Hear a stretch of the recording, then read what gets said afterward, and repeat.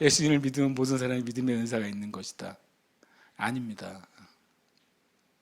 그래서 그게 오늘은 그 오해만 풀려도 좋겠어요. 제 마음에. 그냥 제 마음의 답답함에.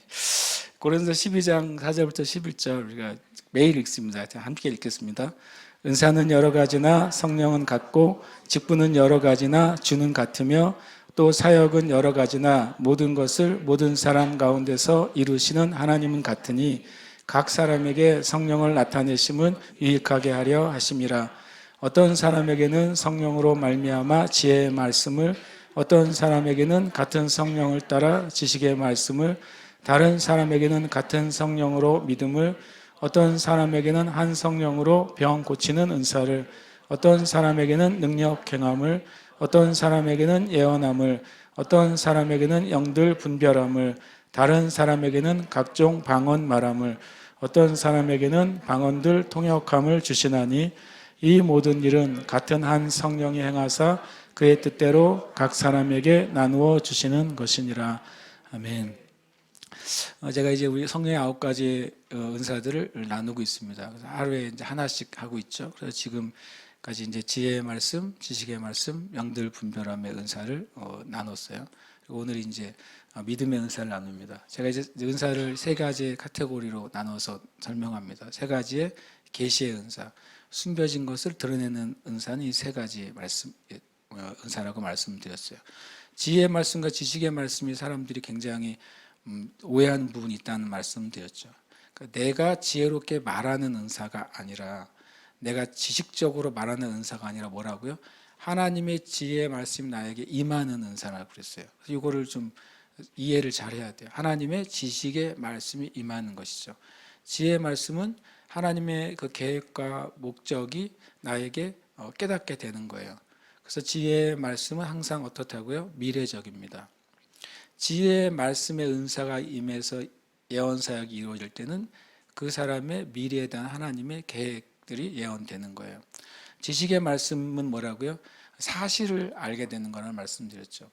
과거나 현재, 사람이나 장소나 어떤 일에 대한 사실을 하나님께서 지식의 말씀으로 떨어뜨려 주시는 거죠. 그래서 지식의 말씀의 은사가 임해서 예언할 때에는 과거나 현재 일들에 대한 메시지가 나오게 되어 있습니다.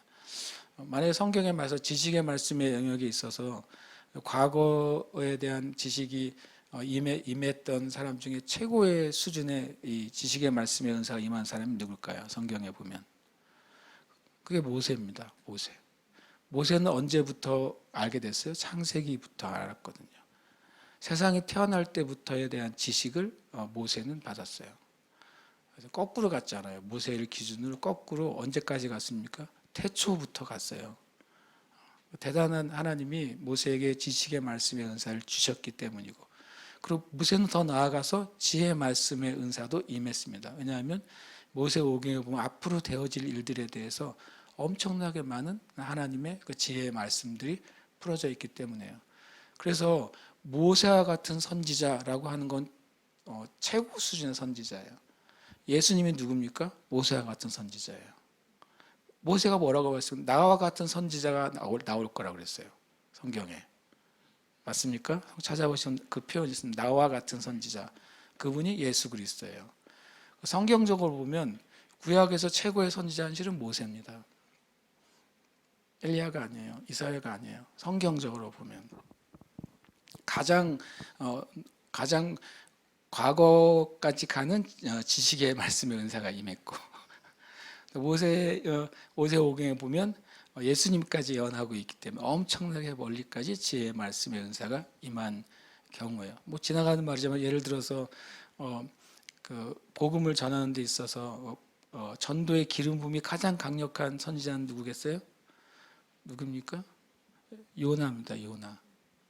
하루 복음을 전했는데 한 도시가 구원받았어요.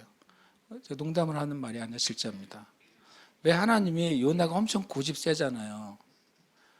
지 맘대로 하는데도 왜 요나에게 니느웨에 가서 복음을 선포하라고 그러는 줄 아세요? 그가 가장 강력한 기름 부음이 있었기 때문이에요. 요나 시대에 다른 선지자들이 있었습니다. 하나님의 기름 부음인 거예요. 요나는 그걸 알았어요. 그래서 가기 싫은 거예요. 재밌어요. 요나가 자기가 가서 선포하면 니네가 멸망당하지 않을 거를 알았다니까요. 그걸 너무 아니까 도망가는 거예요. 그냥 자기의 마음과 육은 자기의 민족을 정말 잔인하게 포악하게 다뤘던 그 아수르와 니누에를 축복하고 싶지 않았던 거죠. 그 성경에 보면 분명히 제가 말한 것은 뭐 퀴즈 같지만 아마 들으시면 아 그렇구나라고 생각할 수도 있어요. 어쨌든 오늘은 우리가 믿음의 은사에서 이 믿음의 은사는 세 가지 능력의 은사 중에 제일 강력한 은사입니다. 그러니까 아까 말한 것처럼 예수 믿은 모든 사람이 믿음의 은사가 있는 게 아니에요. 그러면 저는 믿음이 없단 말입니까? 그 말도 아니에요. 그래서 우리가 이해를 해야 될 필요가 있는 거죠. 이 세 가지 능력의 은사 중에 오늘 믿음의 은사를 나눕니다. 한편으로는 좀 어떤 면에서는 좀 잘 들어야 될 것 같아요. 그래야 내일 모레에 있는 은사들하고 연결이 되어 있기 때문에 조금 오해하거나 헷갈리지 않을 수 있습니다. 이거는 계속 이제 할 겁니다. 함께 읽겠습니다. 시작. 모든 은사는 초자연적이다. 은사는 서로 연결되어 있다. 은사는 그리스도의 몸 안에서 존재한다. 은사는 교회와 성도의 유익을 위한 것이다. 은사는 성령의 뜻대로 각 신자들을 통해서 나타난다. 아멘. 하나님이 신령한 것이 역사하는 방법은 한 성령님이 은사가 주어진 그 신자에게 그 뜻 안에서 그 하나님 성령의 나타나심이 각 사람에게 드러나는 겁니다. 그러니까 만약에 능력 행함, 이게 기적인데 기적의 은사를 받은 자라 할지라도 그가 성령님의 뜻 안에서 성령의 나타남 기적을 행해야만 하나님께 속한 기적이에요. 그렇지 않는 기적은 하나님과 관계가 없습니다. 심지어는 그것이 마귀가 사용하는 통로가 될 수 있는 거예요. 그런데 이제 한 가지 이거를 이제 기억해야 돼요. 로마서 8장 14절 읽겠습니다. 시작. 무릇 하나님의 영으로 인도함을 받는 사람은 곧 하나님의 아들이라. 하나님의 아들이라는 표현은 하나님의 자녀라는 관용적인 표현이에요. 그러니까 그리스도인은 이 고린도서 12장 11절처럼 성령의 은사가 강력하게 나타나지 않더라도 어떤 인도함을 받는 존재예요? 하나님의 영으로 인도함을 받는 존재가 모든 그리스도인이에요. 위에 고린도서 11장 12절은 모든 사람에게 같은 은사가 나타난다거나 모든 사람에게 다 똑같은 은사가 주어지지 않았다는 것을 말씀하세요. 그러나 로마서 8장 14절은 하나님의 자녀인 모든 그리스도인은 다 뭐 할 수 있다고요? 하나님의 영으로 인도함을 받는 존재라는 사실이에요. 그러면 성령의 은사가 나타나는 것도 초자연적인 일이잖아요. 성령님 자체가 초자연적이기 때문이죠. 마찬가지로 나에게 어떤 성령의 특별한 은사가 나타나지 않더라도 내 안에 계신 성령의 인도하심과 감동에 행하는 것도 어떤 일이에요? 초자연적인 일이라는 거예요. 이거를 개념적으로 정말 이해가 돼야 돼요. 모든 그리스도인은 초자연적으로 구원받았어요. 맞습니까? 예수님 십자가 사건과 부활은 초자연적인 일이지 일반적인 일이 아니잖아요. 저 여러분이 그것을 믿게 됐고 그리고 내 안에 성령님이 내주하시게 됐어요. 내주하시는 성령님께서 내가 어떻게 행해야 될지 말씀을 통해 또 기도 가운데 내적인 증거를 통해 감동을 통해서 나로 선한 것을 쫓아 행하게 하실 때 순종하는 것은 실은 성령의 은사가 나타나는 역사하고 똑같이 초자연적인 것입니다. 그래서 우리가 우리의 삶 자체가 어떤 면에서는 사도 바울이 이렇게 표현하죠. 우리가 육신 가운데 살지만 육으로 행하지 않는다. 육신의 방법으로 살아가지 않는다. 이것이 그리스도인이라는 존재예요. 우리가 그리고 성경 자체는 뭡니까? 초자연적인 글이에요. 자꾸 초자연 그러니까 약간 이상한 제가 신비주의 목사 같은데 그 말을 안 사용해서 오히려 그게 우리에게 안 느껴지는 거예요. 성경은 성령의 감동으로 쓰여진 책이잖아요. 그것을 우리가 빼는 순간, 그걸 탈색하는 순간 성경은 지적인 책이 되고 그냥 고대의 문서가 돼버려요. 믿거나 말거나 하는 문서가 되는 것이죠. 그러나 이 성경의 한 구절 구절마다 마치 물이 들어있는 것처럼 성령의 충만함이 적셔져 있다고요. 성경은요. 그게 성경에서 말씀하신 성경에 대한 증거입니다. 우리는 그것을 믿는 사람들이에요. 모든 성경의 구절 안에는 성령님의 기름 부음이 가득 차 있구나 라는 사실을 믿고 우리가 말씀을 대해야 돼요. 그러면 저 여러분이 이미 나에게 어떤 은사가 나타나느냐 안 나타나를 떠나서 나는 하나님의 나라에 속한 사람이고 하나님의 그 놀라운 영적인 영역 가운데 난 살아가는 자라는 인식을 늘 가지고 있어야 됩니다. 그게 정말 중요한 것이죠. 한번 읽겠습니다. 시작. 그리스도인의 기도 생활이나 내적 인도는 초자연적인 것이나 은사가 나타난 것은 아니다. 이 이해를 가지고 있어야 돼요. 그리스도인의 기도 생활도 초자연적인 것입니다. 왜냐하면 육을 가진 우리가 신이신 하나님과 교통하는 거잖아요. 굉장한 초자연적인 일이에요. 기도는요. 알고 보면요. 그리고 마찬가지로 우리가 우리 심령 가운데 하나님의 인도하심, 말씀의 인도하심, 내 양심에 깨닫게 되는 걸 따라 살아가는 것도 실은 굉장히 영적인 삶이에요. 그러나 그것이 은사가 나타난 것과는 구별이 된다라는 사실을 우리가 이해해야 됩니다. 제가 이 이야기를 왜 자꾸 하느냐, 이 믿음 때문에 그래요. 믿음의 은사, 의미를 한번 읽겠습니다. 시작. 놀라운 일을 행하는 특별한 믿음입니다. 특별한이라는 것을 가로를 치면 원래 놀라운 일을 행하는 믿음이 믿음의 은사예요. 그런데 특별한 믿음이라는 표현을 일부러 썼어요. 함께 읽겠습니다. 구원받는 믿음도 하나님의 은사이나 그 근원이 성령의 나타남이 아니라 말씀으로부터 온 것이다. 에베소 2장 8절 한번 찾아보겠습니다.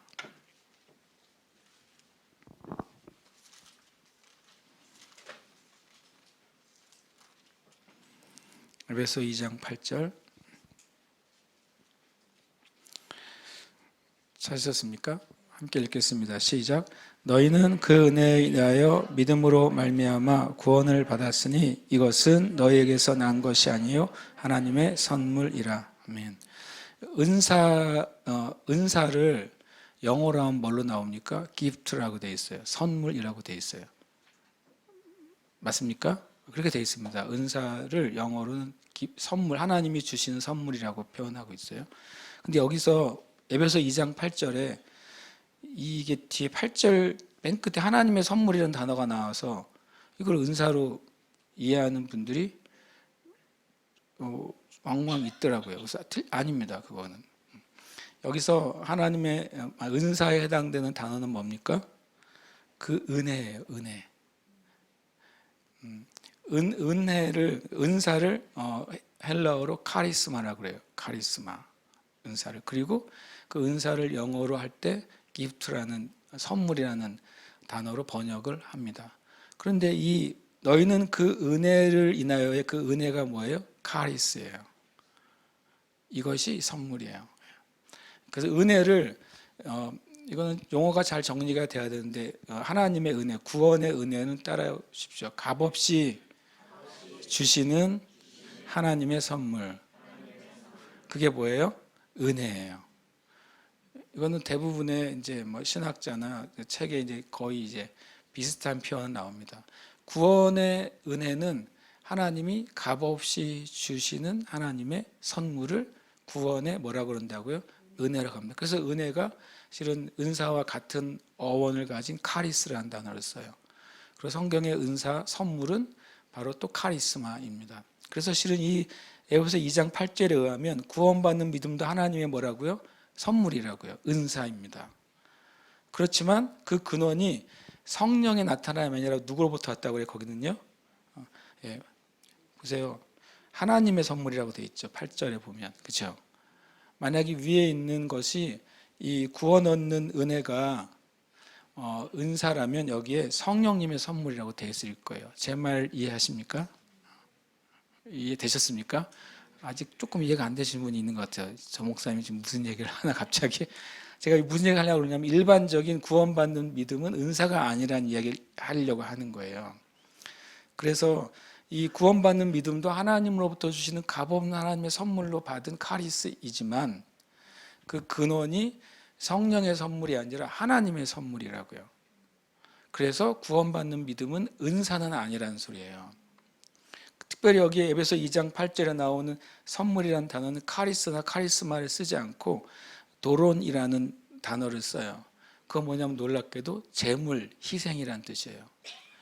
우리가 구원을 받은 것은 하나님의 선물인데 그게 누구예요? 예수 그리스도예요. 우리를 위해 희생하신 예수 그리스도 자체가 구원의 선물이신 거예요. 그래서 에베소 2장 8절은 거꾸로 이해하는 경우가 있대요. 뒤에 있는 것이 은사라고 생각하고 앞에 있는 그냥 이해하는데, 오히려 앞에 있는 것이 하나님의 값없이 주시는 구원의 선물이고 뒤에 있는 것이 실제적으로 예수 그리스도, 나를 위해 희생하고 죽으신 그 예수 그리스도가 하나님이 우리에게 구원을 위해서 주신 하나님의 선물이라는 말씀인 것입니다. 로마서 10장 17절 읽겠습니다. 시작. 그러므로 믿음은 들음에서 나며 들음은 그리스도의 말씀으로 말미암았느니라. 아멘. 오늘 믿음의 은사는 누가 주신다고 되어 있어요? 성령이요. 진짜 헷갈려 하지 마십시오. 고린도전서 12장에 나오는 은사들은 같은 성령으로, 한 성령을, 이 말이 계속 반복되죠. 그래서 이 9가지의 성령의 은사는 근원이 뭐예요? 성령님이란 걸 계속 반복해 주고 있어요. 그런데 로마서 10장 17절에 나온 같은 믿음인데 이거는 근원이 어디예요? 말씀이에요. 예, 잘 찾으셨어요. 성경을 그래서 눈을 크게 뜨고 봐야 돼요. 성경을 생각으로 보지 마시고 눈으로 일단 봐서 이 성경이 말씀하시는 게 이거네라는 게 눈에 확 들어오면 그 다음부터 내 안에서 풀어지는 거예요. 다시 말하면 구원받는 믿음은 근원이 어디예요?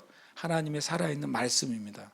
하나님의 살아있는 말씀이 내 안에 이해되고 확신으로 딱 자리 잡았을 때 구원 얻는 믿음이 나에게 생기는 거예요. 근데 이 고린도전서 12장에 나오는 그 믿음은 근원이 뭐예요? 성령으로부터 오는 믿음이에요. 그러니까 다르죠. 일단 정확히는 몰라도 근원이 다르잖아요. 그래서 다른 차원의 믿음을 말씀하고 있다는 거예요. 그래서 제일 중요한 믿음은 뭡니까? 구원받는 믿음이에요. 왜냐하면 구원받는 믿음은 근원이 뭐니까요? 진리의 말씀이기 때문입니다. 하나님의 말씀. 그리고 하나님의 말씀 자체가 누구십니까? 예수 그리스도예요. 요한복음 1장에 나와 있잖아요. 태초에 말씀이 계셨고 말씀이 하나님과 같이 계셨고 그 말씀은 곧 하나님이다 그랬어요. 그리고 나중에 말씀이 육신이 돼서 우리 가운데 거하셨다. 이것이 요한복음 1장이 되게 중요한 진리를 우리에게 말씀하고 있는 거예요. 그러니까 우리의 구원의 근원은 뭐예요? 예수 그리스도, 진리의 말씀인 거예요. 그런데 여기서 고린도전서 12장에서 말하는 한 성령으로 주신 믿음은 성령으로부터 오는 믿음이기 때문에 좀 다르다는 거예요. 그거를 의외로 분별이 안 돼 있어요. 구별이 안 돼 있기 때문에 뭡니까? 다 섞어가지고 한꺼번에 비빔밥으로 먹는 거예요. 기도도 성경은 기도에 대해서 굉장히 자세하게 구별해 주시고 있고 그 기도를 어떻게 해야 하는지 말씀하고 있는데 그냥 기도를 하나에 다 그냥 보자기에 넣어가지고 흔들어가지고 다 기도는 같은 것처럼 우리가 가르침을 받거나 이해하고 있는 거예요. 베드로 사도에 의해서만도 기도는 기도와 간구와 도구와 감사를 하되라고 돼 있어요. 사도 베드로는 그냥 사도 바울이 그냥 기도는 기본적으로 4가지가 있다고 말하고 있는 거죠. 4가지가 있다고 말했으면 그 기도의 내용이 다른 거예요. 우리가 가르침을 안 받아서 기도와 간구가 뭐가 다른지, 간구와 도구가 뭐가 다른지, 도구와 감사는 뭐가 다른지, 이거 감사는 감사 아니야? 이렇게 말하게 되는 거죠. 하지만 사도 바울은 그것을 4가지를 다 기도의 내용이라고 설명하고 있어요. 그래서 우리가 하나님의 말씀을 뭐 좀 한 절 한 절 어떨 때는 씹어 먹어야 되는 거죠. 전체 통독을 해야 되지만 말씀을 이해해야 되는 거예요. 다시 이게 이제 좀 오해가 풀리길 바래요. 오늘 밤엔 다른 것보다 구원 얻는 믿음이 있고 성령으로부터 특별하게 부어주시는 믿음의 은사가 있다라는 사실. 이게 구별이 돼야 그걸 구할 거 아니에요. 구별이 안 되면 그냥 계속 비빔밥인 상태인 거예요. 믿음이요. 그래서 한 번 더 제가 성경에 있는 것을 정리를 해보려고 합니다. 함께 읽겠습니다. 시작. 구원의 믿음은 구원을 가져온다. 이건 모든 사람에게 해당돼요.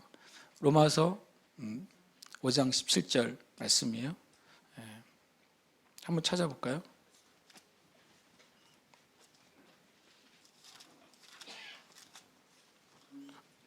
실은 아까 읽었던 말씀이 그 말씀 죄송합니다. 10장 17절입니다. 저는 내가 써놓고서 뭔가 이상하다 했으니 아까 읽었던 말씀 안 읽겠습니다. 믿음은 들음에서 나며 들음은 그리스도의 말씀으로 나온다는 거예요. 분명히 내가 한 번, 두 번씩 확인하는데 왜 오타가 나올까요? 겸손하라 그러지. 누구한테 보여줘야 돼요. 사모님한테 보여주고 오타를 한번 찾아주세요. 그래야 될 것 같아요. 여기서 믿음이라는 단어가 나오는데 믿음은 헬라어로 피스티스라는 단어를 사용합니다. 근데 faith라고 영어로는 대부분 번역이 되어 있습니다. 이 여기서 구원 얻는 믿음은 하나님의 말씀을 들을 때 나오고 구원 얻는 믿음은 그 사람을 구원합니다. 너무 당연한 말을 합니다. 그 다음부터 이제 우리가 이제 구별을 해야 돼요. 함께 읽겠습니다. 시작. 성령의 열매인 믿음은 구원 이후에 오는 것이다. 그래서 성령의 열매가 믿음이 있어요라고 하는 분이 있어요. 제가 가로치고 뭐라고 했습니까? 충성이라고 적어놨어요. 성령의 열매 한번 해보실까요? 시작. 사랑, 희락, 화평, 오래 참음, 자비, 양선, 충성, 온유, 절제. 충성이라는 단어를 우리가 사용하기 때문에 제가 이 말을 쓰면 성령의 열매는 믿음이 없는데라고 말하는데 제가 가로치고 충성이라고 했어요. 이것도 똑같이 구원 얻은 이후에 성령의 열매로서의 충성이 맺혀져요. 그런데 이 충성이라고 우리가 한글 성경에 되어 있지만 원어에는 뭐로 되어 있다고요? 피스티스, 똑같은 단어로 되어 있어요. 로마서 10장 17절에 나와 있는 그 믿음이란 단어와 갈라디아서 5장 22절에 나와 있는 충성이란 단어는 똑같은 피스티스라는 단어를 사용하고 영어로는 faithfulness라고 번역을 대부분 하고 있어요. 같은 믿음이에요. 그렇지만 위에 있는 믿음은 뭡니까? 구원 얻는 확신으로서의 믿음입니다. 이 말을 기억하세요. 위에 있는 로마서 10장 17절입니다. 제가 오타나는데 로마서 10장 17절에 있는 그 믿음은 구원 얻는 확신의 믿음이에요. 두 번째 믿음 뭡니까? 성령의 성품을 맺히는 믿음이에요. 그래서 성령의 열매라는 표현을 씁니다. 성령의 성품이 나타나는 믿음이에요. 구원 얻는 믿음 이후에 맺혀지는 것입니다. 이것은 그러니까 믿음이라고 다 똑같이 한 번에 싸잡아서 말하면 분명히 안 되는 거예요. 이해되시죠? 예. 그 다음에 읽겠습니다. 시작. 믿음의 은사는 성령 세례 이후에 성령으로부터 오는 것이다. 고린도서 12장 9절이죠. 위에 있는 구원 얻는 믿음은 모든 사람에게 해당됩니다. 그렇죠. 모든 사람에게 기회가 주어져야 되죠. 그리고 성령의 열매는 구원받은 모든 신자에게 해당돼요. 맞습니까? 왜냐하면 성령님을 이렇게 인도하실 거니까요. 그런데 고린도서 12장 9절에는 앞에 뭐가 들어가요? 어떤 사람에게는 이라고 들어가죠. 이거는 모든 신자가 아니라 어떤 신자인 거예요. 그래서 분명히 다르죠. 같은 믿음을 사용하지만 쉽게 말하면 마치 용례가 다른 것처럼 달라요. 그럼 이때는 무슨 단어를 사용했을까요? 피스티스를 똑같이 사용했어요. 똑같은 단어를 사용하고 있습니다. 피스티스라는 페이스라는 단어를 똑같이 사용하는데 구원 얻는 믿음은 확신이고요. 성령의 열매는 성령의 성품이 우리의 삶에 나타나는 것입니다. 밑에는요. 성령님의 초자연적인 일이 나타나는 믿음이에요. 그래서 고린도서 12장 9절에 나오는 믿음의 은사를 예수 믿는 모든 사람은 믿음의 은사가 있습니다.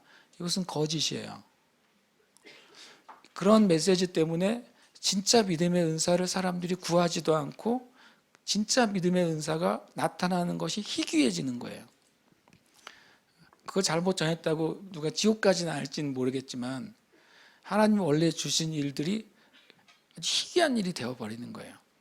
그래서 말씀에서 말하는 바를 우리가 이해하는 것이 너무 중요해요. 실은요. 이 세 가지를 오늘 구별하시면 여러분이 구별하시고 돌아가시면 나는 대만족이에요. 그것만 해도 정직하게 대만족이다 생각을 갖습니다. 네. 믿음의 은사에 대해서 이제 몇 가지 나누겠습니다. 함께 읽겠습니다. 믿음의 은사는 신자가 기적을 받도록 하기 위해서 주어진 은사이다. 그 다음 문장은 이걸 잘 이제 이해할 필요가 있는데요. 함께 읽겠습니다. 능력 행함의 은사는 신자가 기적을 행하도록 하기 위해서 주어진 은사이다. 갑자기 이게 뭔 소리야 그럴 수 있잖아요. 믿음의 은사는 신자가 기적을 받도록 하기 위해서 주어진 은사이다. 이 말 자체로는 이제 제가 써놓은 문장이 100% 이해가 되지 않으실 거예요. 그 다음에 믿음 다음에 능력 행함인데요. 원래는 그 기적의 은사라고 합니다. 기적의 은사는 신자가 기적을 행하도록 하기 위해서 주어진 은사야. 다 성령님으로부터 오는 은사인데 믿음의 은사는 기적을 받는다는 표현이 이제 이해를 해야 돼요. 그리고 기적을 행하는 것이, 그래서 이제 성경 말씀을 가지고 이제 예를 들어야 믿음의 은사가 기적을 받기 위한 은사라는 게 뭔지를 이해하게 될 겁니다. 또 읽겠습니다. 시작. 모든 성령의 은사는 신자의 일반적인 믿음, 말씀을 믿는 믿음을 통해 작용한다. 어떤 종류의 은사나 어떤 종류의 역사도 이 베이스가 없이는 나타나지 않습니다. 뭡니까? 성경에서 말씀하시는 것을 믿는 믿음이요. 그걸 다른 표현이 그냥 일반적인 믿음이라고 표현할게요. 아까 믿음이 세 가지가 있잖아요. 그러면 이 일반적인 말씀 믿는 믿음이 결국에 뭐에, 아까 세 가지 중에 뭐에 해당됩니까? 구원 얻는 믿음에 해당되는 겁니다. 이해되십니까? 구원 얻는 믿음이 뭐였죠? 말씀을 믿음으로 구원을 얻잖아요. 그러니까 그것은 일반적인 낮은 수준이라는 의미가 아니라 믿음의 가장 베이스는 일반적인 믿음인데요. 하나님의 기록된 말씀을 내가 확신하는 거예요. 그리고 그것이 사실이라고 내가 아는 것. 그게 일반적인 믿음이고, 그 믿음이 베이스가 있을 때 모든 은사들이 정상적으로 작동할 수가 있어요. 그래서 이 우리의 삶 가운데 일반적인 믿음이 제일 중요해요. 때로는요, 은사가 하나도 없다 할지라도 일반적인 믿음으로 행할 때 하나님의 기적이 많이 일어납니다. 은사가 없더라고요. 왜냐하면 성경에 그런 예가 굉장히 많아요. 성경에는 이렇게 말씀하셨지, 난 그것을 믿어. 그래서 기도하는 사람에게 응답이 있어요. 그 사람에게 특별한 은사가 임하지 않더라도. 왜냐하면 말씀 자체가 그 능력을 가지고 있기 때문에 그래요. 저는 우리 교회 안에 제일 중요한 건 이 일반적인 믿음, 말씀을 이해하고 말씀을 믿는 은혜가 충만해지길 제일 기도합니다. 그게 최고예요. 그 위에 하나님은 무엇을 주셔도 문제가 없는 거예요. 말씀에 대한 이해와 믿음이 잘못된 교회와 성도들에게 하나님 걸 주어지면 하나님 그러시지 않겠지만 주는 입장에서 불안한 거죠. 그걸 제대로 쓸지 안 쓸지가 불안하잖아요. 그래서 이것이 제일 중요한 것입니다. 마귀가 많은 교회 시대마다 제일 싫어하는 것이 있다면 교회가 말씀을 공부하는 거예요. 말씀을 공부하는 것을 마귀가 진짜로 싫어합니다. 왜냐하면 그 말씀을 공부할 때 교회가 엄청나게 견고해지게 되거든요. 교회가 흔들리지 않게 됩니다. 말씀을 공부하고 말씀을 아는 교회와 성도나 사역자가 주님께 기도할 때 하나님은 거기에 하나님의 일을 부으실 수 있는 거예요. 그것이 참 중요한 것이죠. 믿음의 은사는 어떤 개념이냐면, 어떤 믿음으로 이 믿음의 은사가 발휘되냐면 마치 내가 하는 말이 하나님이 하시는 말이라고 믿어지는 거예요. 표현이 좀 그렇지만 내 마음에 믿음의 은사로 뭐가 딱 떨어졌을 때 내가 그것을 말하거나 행할 때 이것은 하나님이 하시는 거야 라고 하는 강력한 확신 가운데서 그 믿음의 은사가 발휘되게 됩니다. 그리고 믿음의 은사가 임할 때는 내가 지금 구하거나 선포하거나 행하는 것이 100% 성취될 것에 대한 신뢰가 생겨요. 믿음의 은사가 임했을 때는요. 아주 조금의 어떤 부정한 것도 일어나지 않습니다. 왜냐하면 믿음의 은사이기 때문에요.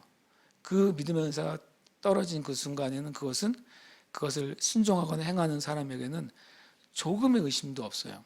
그래서 그것을 과감하게 행동하게 되는 겁니다. 그래서 모든 신자는 말씀을 믿는 믿음으로 행하며 성령의 인도를 따라가는 삶을 살아야 돼요. 그때 성령의 나타남의 은사가 이루어지는 겁니다.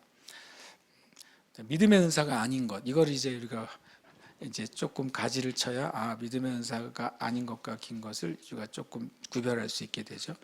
함께 읽겠습니다. 시작. 하나님이 성경 말씀대로 필요를 채울 것이라는 믿음이 아니다. 이것은 믿음의 은사가 아니에요. 이것은 뭐예요?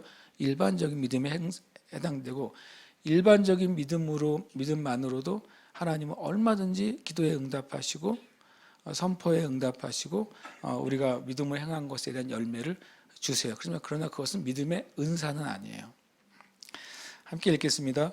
크리스천으로서 성숙한 인격을 위한 믿음의 열매도 믿음의 은사가 아닙니다. 읽겠습니다. 우리는 일반적인 믿음으로 구원받고 성령 세례를 받습니다. 그러니까 구원받고 성령 세례 받는 것도 믿음의 은사는 아니에요.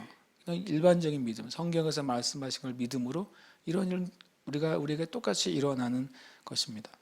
함께 읽겠습니다. 기도의 일반적인 응답들이 믿음의 은사라면 기도의 응답은 극소수가 되는 거예요. 만약에 믿음의 은사가 모든 그리스도인에게 주어진 거야 라고 하면 그러면 성경적으로 믿음의 은사는 어떤 사람에게 주어지는 은사이기 때문에 여러분이 다 기도해도 믿음의 은사가 준 사람 기도만 응답되는 거예요. 그렇기 때문에 이 믿음의 은사는 어떤 일반적인 믿음과 구별되는 은사라는 것입니다. 그걸 그냥 진짜 비슷한 말 계속 하고 있습니다. 그게 이해가 되기를 원하는 마음으로. 그럼 믿음의 은사와 기적의 은사 읽겠습니다.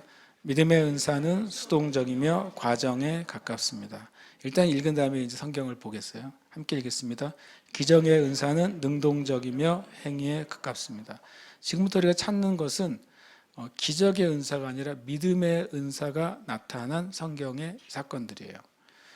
수동적이란 말이 뭔지를 이제 말씀을 드리려고 합니다. 다니엘서를 찾아보겠습니다.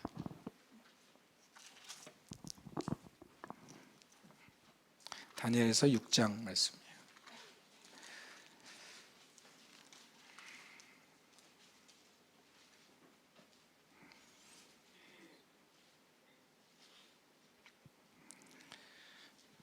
다니엘서 6장 16절 말씀을 먼저 같이 읽겠습니다. 시작. 이에 왕이 명령하며 다니엘을 끌어다가 사자굴에 던져 넣는지라. 왕이 다니엘에게 이르되 네가 항상 섬기는 너의 하나님이 너를 구원하시리라 하니라. 18절 읽겠습니다. 시작. 왕이 궁에 돌아가서는 밤이 새도록 금식하고 그 앞에 오락을 그치고 잠자기를 마다하니라. 네, 거기까지요. 그 다음에 20절 21절 읽겠습니다. 시작. 다니엘이 등굴에 가까이 이르러서 슬피 소리질러 다니엘에게 묻되 살아계신 하나님의 종 다니엘아, 내가 항상 섬기는 내 하나님이 사자들에게서 능히 너를 구원하셨느냐 하니라. 다니엘이 왕에게 이르되 왕이여 원하건대 만수무강하옵소서. 22절을 읽겠습니다. 시작. 나의 하나님이 이미 그의 천사를 보내어 사자들의 입을 봉하셨으므로 사자들이 나를 상해하지 못하였사오니 이는 나의 무죄함이 그 앞에 명백함이오며 또 왕이여 나는 왕에게도 해를 끼치지 아니하였나이다 하니라. 그다음에 23절을 이제 잘 읽겠습니다. 시작.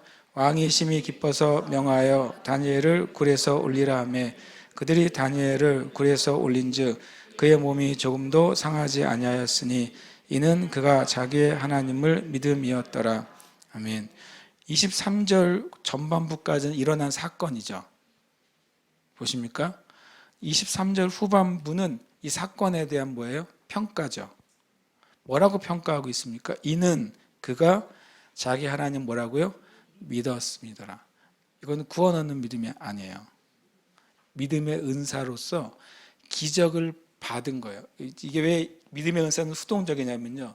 다니엘이 사자를 제어하기 위해서 행동하지 않았어요. 심지어 사자를 멈추게 해주세요라고 기도하지 않았어요. 다니엘에게 믿음의 은사가 임해서 사자가 자기를 해치지 못할 것에 대한 확신이 있었어요. 기적을 뭐예요? 받는 은사예요. 믿음의 은사는요. 그 확신을 가지고 사자굴에 들어갔을 때 천사가 그 사자의 입을 틀어 막았어요.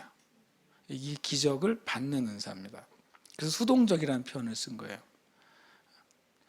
우리가 생각하는데 또 다른 사건이 그게 믿음의 은사였어라고 말할 사건들이 이제 몇 가지 있게 됩니다. 그래서 다니엘 사자굴 속에 던져졌을 때 기적을 뭐예요? 받은 거예요. 다니엘 행한 게 아니죠. 기적이 나타난 겁니다. 그래서 이 믿음의 은사는 수동적이고 그 과정에 가깝습니다. 믿음으로 행하는 과정 안에서 기적이 나타나는 것이 믿음의 은사입니다. 열왕기상 말씀 보겠습니다.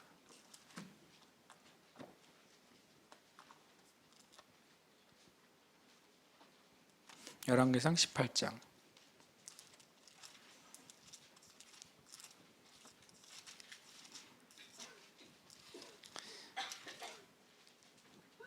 (22절) 제가 22절부터 24절까지 읽겠습니다. 열왕기상 18장 22절 24절까지 읽습니다. 시작. 엘리야가 백성에게 이르되 여호와의 선지자는 나만 홀로 남았으나 바알의 선지자는 450명이로다. 그런즉 송아지 둘을 우리에게 가져오게 하고 그들은 송아지 한 마리를 택하여 각을 떠서 나무 위에 놓고 불은 붙이지 말며 나도 송아지 한 마리를 잡아 나무 위에 놓고 불은 붙이지 않고 너희 신의 이름을 부르라. 나는 여호와의 이름을 부르리니 이에 불로 응답하는 신 그가 하나님이니라.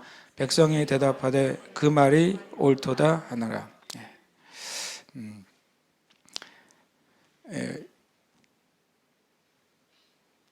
32절부터 보겠습니다. 뒤에 있는 말씀 여기 이제 넘어가 있지만 32절부터 한번 같이 읽겠습니다. 시작. 그가 여호와의 이름을 의지하여 그 돌로 제단을 쌓고 제단을 돌아가며 곡식종자 두 수알을 들만한 도랑을 만들고 또 나무를 버리고 송아지의 각을 떠서 나무 위에 놓고 이르되 통넷에 물을 채우다가 번제물과 나무 위에 부으라 하고 또 이르되 다시 그러하라 하여 다시 그리하니 또 이르되 새 번제로 그리하려 하여 새 번제로 그리하니 물이 제단으로 두루 흐르고 도랑에도 물이 가득 찼더라. 저녁 소재 드릴 때에 이르러 선지자 엘리야가 나아가서 말하되 아브라함과 이삭과 이스라엘 하나님 여호와여 주께서 이스라엘 중에서 하나님이신 것과 내가 주의 종인 것과 내가 주의 말씀대로 이 모든 일을 행하는 것을 오늘날 알게 하옵소서. 엘리야는요 기적을 행한 게 아니에요. 뭐였습니까? 기적을 받았어요. 왜냐하면 엘리야에게 믿음의 은사가 발휘된 거예요. 850명의 바알과 아셀 선지자가 정말 칼을 들고 서 있고 이 순간에 일이 안 일어나면 자기는 그냥 찢겨지는 거잖아요. 그리고 온 이스라엘 백성이 쳐다보고 있는 상태에서 엘리야는 완전히 평안한 상태예요. 그래서 엘리야가 믿음의 은사가 그에게 임했기 때문에 하나님이 하실 것에 대한 확신 안에서 그 일을 행합니다. 그리고 그 기적을 받아요. 이것이 참 중요한 믿음의 은사죠. 그래서 믿음의 은사가 나타날 때에는 다시 말하지만 조금의 의심이 없어요. 그리고 뒤에도 한번 말하겠지만 믿음의 은사가 우리에게 임할 때는 우리의 영은 완전히 평안하고 고요한 상태에서 그것에 순종하거나 행하거나 말하게 됩니다. 왜냐하면 그것은 성령님이 주신 거니까 내가 담대해져서 하는 게 아니에요. 다시 말하면 초자연적인 성령의 은사잖아요. 그래서 그 성령님으로부터 오는 것이죠. 많은 역사 가운데 순교자들이 이 믿음의 은사 가운데서 순교의 자리에서 평안을 유지할 수 있는 것입니다. 하나님의 믿음이 그에게 임해서 그 과정을 통과할 수 있는 거예요. 왜냐하면 우리의 개인의 어떤 수행이나 도를 닦아서 생기는 평안이 아닌 거예요. 주님이 성령께서 그 은사로 우리에게 주시는 것이죠. 또 이제 믿음의 은사의 예를 들어 마가복음 4장 38절입니다.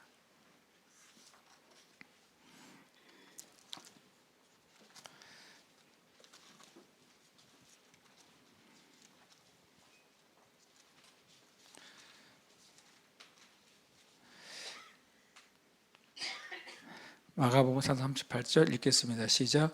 예수께서 고물에서 베개를 베고 주무시더니 제자들이 깨우며 이르되 선생님이여 우리가 죽게 된 것을 돌보지 아니하시나이까 하니 38절이 예수님에게 무슨 믿음의 은사가 있어요? 누가 말할 수 있는데 예수님은 다시 말하지만 예수님은 자신의 자신께서 성육신 하셨을 때 빌립보서 말씀에 의하면 하늘의 모든 영광을 포기하고 내려오셨다고 써 있어요. 그러니까 성육신 하신 예수님 자신에게는 아무런 은사나 아무런 권능이 없습니다. 만약에 예수님께서 하나님의 아들의 자격으로서 기적을 행하셨다면 주님이 그런 말씀을 할 수 없어요. 너희가 나를 믿는 자는 내가 한 일도 할 것이고. 우리가 하나님이 아니잖아요. 예수님이 다시 말하면 하나님의 아들인 신적인 지위와 자격으로 병자를 고치고 귀신을 쫓고 풍랑을 잠잠하게 하신 거라면 우리는 절대로 주님이 하신 일을 할 수가 없어요. 우리는 그 자격이 없기 때문에. 그래서 예수님이 모든 걸 포기하신 거예요. 예수님이 하나님으로서의 권위, 하나님의 독생자로서의 자격과 하나님의 능력과 권세를 100% 포기하시고 뭐라고 하면 자기를 비워 종의 형체를 입으셨다고 말했어요. 육신의 예수님에게는 아무 능력이 없습니다. 가끔 예수님에게 능력이 있는 것처럼 표현되는 어린이 애니메이션이 있어요. 절대로 아닙니다. 만약 예수님 자신이 그 능력을 가지셨다면 주님은 성령의 세례를 받을 필요가 없었어요. 뭐로 받아요? 하나님의 능력이신데. 광야에서 시험을 받을 필요도 없어요. 예수님이 뭐로 받으세요? 하나님 자신이신데. 근데 완전히 비워졌기 때문에 예수님은 우리가 앞으로 겪어야 될 그 일을 똑같이 미리 겪으셔서 완벽한 모델이 되신 거예요. 나를 따르라라고 말한 것은 그냥 성경을 따라 읽으라는 게 아니라 주님이 간 길을 너희도 따라오라는 거예요. 주님이 그렇게 하셨기 때문에. 그래서 주님이 말씀하시잖아요. 나를 믿는 자는 내가 한 일을 할 것이고 나보다 더 큰 일도 하리니. 이게 어떻게 가능해요? 우리가 하나님이나 하나님의 독생자가 아닌데 그것은 성령의 능력과 은사가 나타나는 것을 통해서 예수님이 하신 일을 우리도 하는 것이고 예수님이 하신 일 이후에 더 큰 일들이 성령님의 은사를 통해 나타나는 거예요. 예수님도 이때 믿음의 은사가 발휘된 것입니다. 지금 풍랑이 있는데 주님 안에는 평안이 가득해요. 그냥 잡니다. 근데 그 다음 절은 뭐라고 되어 있습니까? 39절. 예수께서 깨어 바람을 꾸짖으시며 바다더러 이르되 잠잠하라 고요하라. 이건 뭐예요? 이게 기적의 은사예요. 그래서 믿음의 은사와 기적의 은사는 연결되어서 나타날 때가 많습니다. 근데 우리가 그것을 성경적으로 구별하거나 이해해 보지 않았을 뿐이에요. 성경은 말씀하고 있는데 우리가 그거를 그냥 다시 말하면 그냥 비빔밥처럼 한 번에 이해했기 때문에 그 과정 가운데 주님이 주시는 것들을 우리가 구하지 않는 거예요. 또 말씀 찾아보면 사도행전 12장입니다. 비슷해요. 예수님에게 일어난 이 믿음의 은사가 또 한 사람에게 나타납니다. 이분도 또 훌륭하십니다. 12장 6절입니다. 함께 읽겠습니다. 사도행전 12장 6절만 먼저 읽겠습니다. 시작. 잠자리 그 전날 밤에 베드로가 두 군인 틈에서 두 쇠사슬에 매어 누워 자는데 파수꾼들이 문 앞에서 옥을 지키더니 이게 그냥 일반 상황이 아니라 그 앞에 12장 1절 2절을 읽겠습니다. 시작. 그때 헤로드 왕이 손을 들어 교회 중에 몇 사람을 해하려 하여 요한의 형제 야고보를 칼로 죽이니 첫 번째 이제 순교가 일어났죠. 사도들 중에 순교가 일어났습니다. 요한의 야고보를 죽이니까 형제 야고보를 죽이니까 사람들이 유대인 너무 기뻐하는 거예요. 그러니까 이 김에 누구까지 죽이자? 베드로 죽이자고 베드로 잡았죠. 그러니까 베드로가 다음 날 죽을 확률은 100%죠. 근데 베드로는요 어떻게 하고 있어요 지금요? 엄청 잘 자요. 얼마나 깊이 잠들었냐면 뒤에 보면 천사가 옆구리를 쳐서 깨워야 될 정도로 잘 자요. 이게 별거 아닌 것 같지만 이게 믿음의 은사예요. 그 안에 하나님이 자기를 지키실 것에 대한 믿음이 있는 은사가 임한 것이고 그래서 내일 죽는데 베드로는 깊이 자요. 무슨 일이 일어날지를 아는 건 아니에요. 왜냐하면 심지어는 천사가 그를 옆구리를 차서 깨워서 완전히 밖에가 내놓을 때까지 그 꿈이라고 생각했으니까요. 사도 베드로가 마치 예수님이 풍랑 가운데서 믿음의 은사에서 기적을 받는 거라고 그랬잖아요. 보호를 받는 거죠. 예수님이 그 믿음의 은사 가운데 잘 때 아무리 풍랑이 일어도 절대 그 배는 떨어지지 않습니다. 기적을 받는 것이죠. 아무리 수십 명이 베드로를 지키고 내일 죽이려고 칼을 갈아도 하나님의 기적이 그를 보호하십니다. 아무리 많은 사자들이 굶기고 굶겨서 들어온 순간 잡아먹으려고 준비하고 있어도 믿음의 은사가 발휘될 때 그 기적을 받는 거예요. 보호를 받는 거예요. 그것이 믿음의 은사가 나타나는 예인 거예요. 같이 읽겠습니다. 믿음의 은사가 나타날 때 영속의 내적인 고요함이 임합니다. 책에 보니까 스미스 위글스워스 목사님을 아시는 분도 있고 모르시는 분도 있어요. 20세기 중반에 미국에서 있었던 가장 강력한 사역자죠. 그분의 별명이 믿음의 사도라는 별명이 붙었어요. 얼마나 믿음의 역사가 많이 나타났는지 믿음의 사도 스미스 위글스워스. 그는 어렸을 때부터 한 인생의 한 이제 젊을 때까지 배관공으로 살았죠. 요즘으로 하면 배관공을 뭐라고 요즘으로 하면 이제 설비업자로 살았어요. 그리고 심지어는 글도 못 읽었어요. 스미스 위글스워스는. 근데 부인이 훌륭했어요. 부인이 영적이었고 복음 전도자였어요. 그래서 부인 따라서 전도하러 나가고 그랬어요. 부인 따라 전도하러 나가고 나머지는 설비업자로 이제 배관 고쳐주고 수도 고쳐주고 그런 일을 했습니다. 부인이 성경을 알려줬어요. 부인이 성경을 알려줘서 글자를 알게 된 사람이 스미스 위글스워스입니다. 그 스미스 위글스워스에 대한 그 전기를 읽어보면 엄청 순수했다는 걸 제가 느꼈어요. 자기가 이제 부인을 통해 성경을 읽으니까 성경을 처음 읽은 책이 성경이에요. 스미스 위글스워스는. 성경을 읽고 나서 성경이 진리라는 걸 알았어요. 스미스 위글스워스가. 그래서 어떤 사람이 삶을 살았는지 아십니까? 평생 동안 성경 외에 아무 글씨도 안 읽었어요. 잡지 안 읽었고요. 신문 안 읽었고 책도 안 읽었어요. 평생 성경만 읽었어요. 역사 가운데 몇 명 없는 특별한 존재예요. 스미스 위글스워스는요. 그래서 이 스미스 위글스워스는 성경에 일어난 사건을 100% 믿는 몇몇 안 된 사람이에요. 우리가 믿지만 그것을 진짜 100% 의심 없이 믿고 성경에 일어난 사건이라면 하나님은 지금도 하신다는 것에 대해서 완전히 믿음의 은사로 가지고 있던 몇몇 안 되는 역사 가운데 인물 스미스 위글스워스죠. 그 스미스 위글스워스가 성령세례를 받는 과정도 되게 재밌어요. 성령세례 있다는 사실을 아는 거예요. 자기가 예수님을 믿는데 자기가 아직 성령이 임하지 않은 거예요. 성령세례를 받으려고 엄청 노력합니다. 나중에 어느 이제 목사관에 가서 목사님에게 기도를 받으면 성령세례를 받을 것 같다는 마음이 들어서 찾아갔어요. 그래서 그 목사관에 가서 그 집회하는 목사님의 목사관에 가서 두드렸더니 사모님이 나왔어요. 내가 난 목사님에게 기도받으러 왔다 그러니까 사모님이 지금 목사님 바쁘대요. 그러면 사모님이 기도해 주라 그랬어요. 그래서 사모님이 그냥 건성으로 기도해 줬어요. 근데 그 성령세를 받으라고 그랬더니 그 말을 그냥 믿어버렸어요. 그래서 제가 돌아갑니다. 그리고 기도할 때 방언이 시작하고 성령의 세례가 임해요. 엄청 특별한 분이 스미스 위글스워스인데 실제로 공식적인 오피셜하게 죽은 사람을 살린 여러 건이 이제 기록이 있는 분이에요. 그분의 스토리 중에 이런 기록이 있습니다. 그분이 스미스 위글스 목사님이 서로 잘 친분이 있는 미첼이라는 사람이 있었어요, 형제가. 그래서 스미스 위글스 목사님이 집회를 마치고 집에 돌아오는데 목사님의 아내가 폴리인데 폴리가 집에 없고 자기가 잘 아는 그 미첼 형제의 집에 가 있다는 사실을 아는 거예요.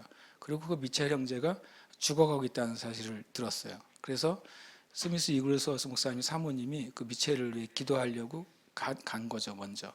그래서 뒤따라서 이제 스미스 위글스 목사님이 미첼의 집으로 들어갑니다.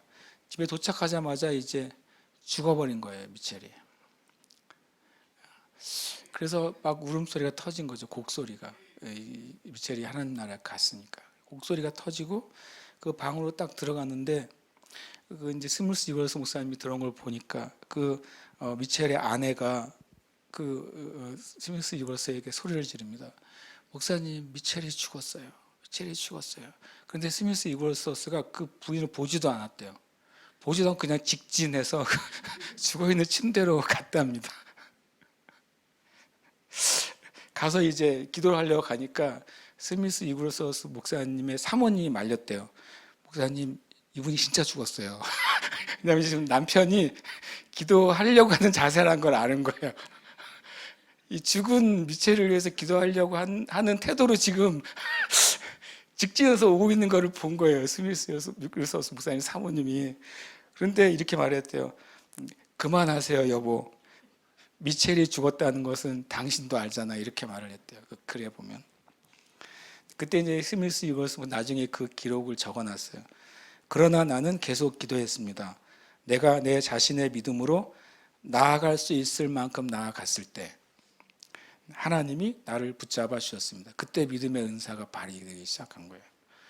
어찌나 강하게 붙들어 주셨는지 나는 무엇이라도 믿을 수 있었습니다. 주 예수님의 믿음이 나를 붙잡아 주시자 완전한 평강이 나의 마음속으로 들어왔습니다. 나는 소리쳤습니다. 미첼이 살아났다. 미첼이 살아났다. 미첼이 살아났다. 그리고 그렇게 적어놨대요. 미첼은 지금까지 살아있습니다. 이건 실제로 공식적으로 기록된 글인 거예요. 그러니까 믿음의 은사가 임할 때에는 그것이 하나님이 100% 하실 것에 대한 확신을 가지고 가는 거죠. 스미스 이글스 목사님이 그 미첼을 위해 기도하며 갔겠죠. 근데 미첼이 죽었다는 사실을 알았는데 그 안에 믿음의 은사가 임한 거예요. 그러니까 울고 있는 그 부인의 소리도 안 들리고 자기는 빨리 지금 죽은 미첼을 가서 기도하러 가야 되는 거예요. 자기는 그냥 부인이 이제 말리고 그래도 그걸 멈출 수가 없었던 거예요. 자기의 의지나 자기의 은사를 믿은 게 아니에요. 성령님이 그렇게 임하셨을 때 하나님이 스미스 이글스워스를 이렇게 사용하신 거죠. 그의 능력이나 그의 탁월함이 아니라는 거예요.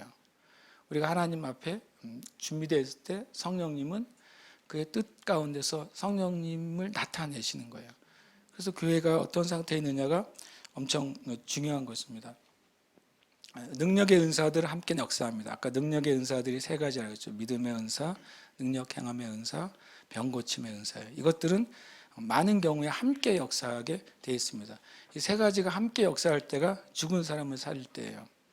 죽은 사람을 살리는 일이 왜 드무냐면 세 가지 은사를 한꺼번에 받은 사람이 드물기 때문이에요. 이 믿음의 은사와 치유의 은사와 기적의 은사를 다 받은 하나님의 사람들이 굉장히 드물기 때문에 죽은 사람이 살아나는 역사가 드물게 일어납니다. 주님이 죽은 사람을 살리기 싫어서가 아니라 그 은사를 세 가지를 다 가지고 있는 사람이 적기 때문에 죽은 사람을 살리는 일이 드러난 아주 적다는 것입니다. 예를 들어서 이 죽은 사람을 살리는 하나님의 역사가 나타나려면 첫 번째로는 그 사람이 초자연적인 믿음의 은사를 가지고 있어야 돼요.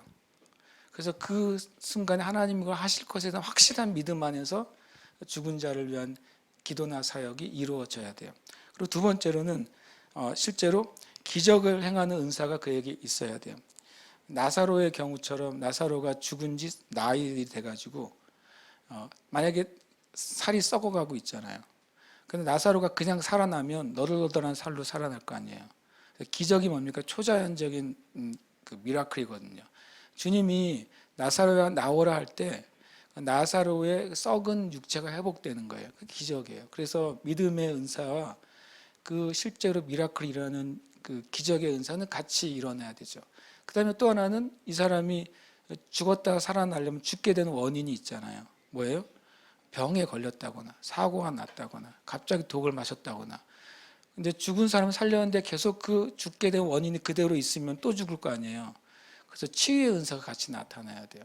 그를 죽게 한 요인을 치유하는 치유의 은사가 나타나야 죽은 자가 살아나는 하나님의 일이 나타나요. 다시 말하면 초자연적 믿음의 은사, 기적의 은사, 치유의 은사가 같이 나타날 때에만 죽은 자가 살아나는 일이 일어나는 것입니다. 우리가 뭐 내가 하겠어요라고 할 게 아니에요. 왜냐하면 우리는 준비되어 있고 하나님은 하나님의 목적과 그 일을 행하실 사람을 찾으시는 것이죠. 그 다음에 축사가 일어날 때는 영분별이나 지식의 말씀의 은사가 있어야 돼요. 어제도 그 말씀드렸죠. 왜 축사가 그러니까 많은 문제가 생기냐면 영분별의 은사가 나타나지 않는 상태에서 매뉴얼처럼 축사 사역을 할 때 마귀는 엄청 장난을 치게 돼요. 그리고 사람들이 축사 사역 자체를 부정하게 돼요. 그냥 많은 지저분한 일들이 일어나기 때문에 그렇습니다. 성경에 주님이 마귀를 쫓은 다음에 지저분한 사건들이 있었습니까? 그냥 한 번에 끝나는 거였어요. 그런데 영분별이나 지식의 말씀의 은사가 나타나지 않는 상태에서 그 영에 대한 확실한 명확한 존재를 알지 못하는 상태에서 했을 때에는 축사하는 문제가 생겨요, 늘. 그리고 이 영분별이나 지식의 말씀의 은사가 나타나고 거기에 믿음의 은사가 발휘될 때 축사가 일어나는 것입니다. 어제 제가 사도 바울의 예도 들었죠. 사도 바울에 대해서 쫓아다니면서 말하는 그 여인에 대해서 사도 바울이 며칠 동안 괴로워했다고요. 그러나 그에게 명확하게 그 영에 대한 분별이 되는 순간, 말하는 순간 성경은 즉시 떠나갔다고 그래요. 며칠 동안은 질질 끌고 안 떠나가다가 분별이 되고 선포할 때는 그 즉시 그 여인에게서 귀신이 떠나가죠. 그래서 이 축사가 일어날 때는 영분별과 지식의 말씀의 은사, 믿음의 은사가 같이 나타나야 되는 것입니다. 그다음에 구약의 족장들의, 같이 읽겠습니다. 시작. 구약의 족장들의 축복은 믿음의 은사가 예언을 통해 선포된 것입니다. 구약의 족장들이 누굽니까? 첫 번째 죽으면서 축복한 사람이 첫 번째 아브라함이죠. 아브라함이 축복한데 그대로 됐습니까? 안 됐습니까? 됐습니다. 아브라함은 뭐까지 예언했습니까? 뭐까지 믿음으로 말했습니까? 출애굽까지 얘기했어요. 아브라함의 성경을 읽어보시면 한참 뒤에 일어날 출애굽까지도 아브라함은 믿음으로 예언했습니다. 그러니까 왜냐하면 지금 아브라함이 말하는 일은 반드시 이루어질 것에 대한 믿음을 가지고 말한 거예요. 그것은 이스라엘 역사 가운데 성취가 되어버렸어요. 또 야곱도 축복하죠. 야곱이 12아들들에게 축복하잖아요. 이것은 놀랍게도 믿음의 은사가 발휘돼서 그 축복한 대로 그 아들들과 그 지파에게 그 일이 일어날 것을 야곱은 확실히 믿었어요. 그리고 성경 안의 역사 가운데 영적으로 12지파에 대한 일들은 성취돼요.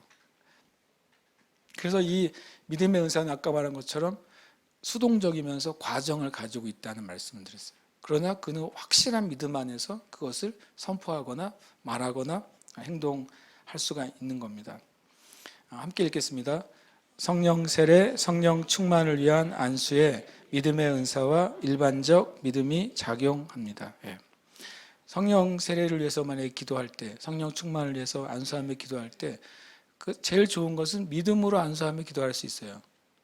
그렇지만 정말 좋은 건 뭐냐면 믿음의 은사가 임해서 주님이 하라고 하는 확신 가운데서 성령 세례를 위한 안수나 성령 충만을 안수가 할 때는 그때는 엄청난 하나님의 일이 일어나게 되죠.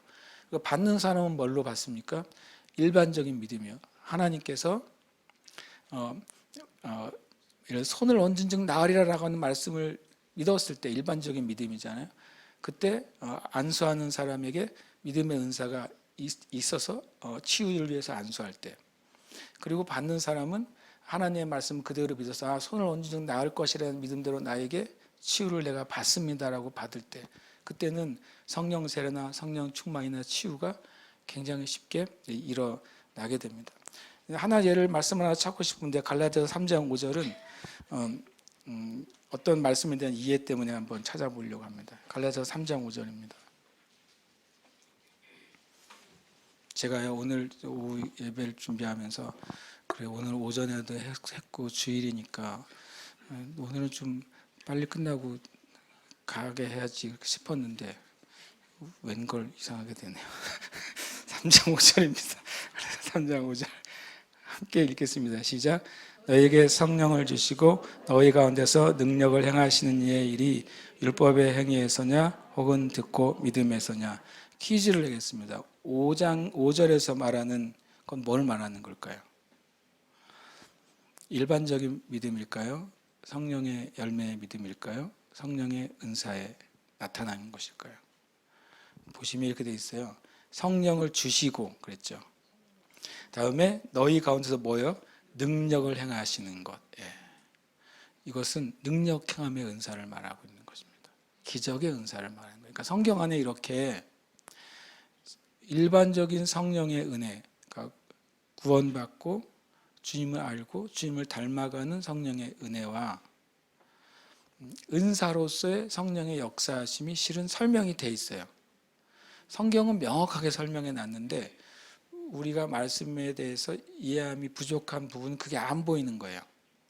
그걸 그냥 쓱 넘어가는 것이죠. 이 말씀은 기적의 은사에 대해서 실은 말하고 있는 거예요. 사도 바울이요. 내가 듣고 믿을 때 성령님이 믿는 자에게 성령을 주시고 역사하시는데 능력이 나타나는 역사를 한다고 말하고 있어요. 그러니까 율법적인 신앙은 성령의 능력이 나타나는 통로가 될 수 없다는 말도 포함하고 있는 것입니다. 네, 기도하겠습니다. 네.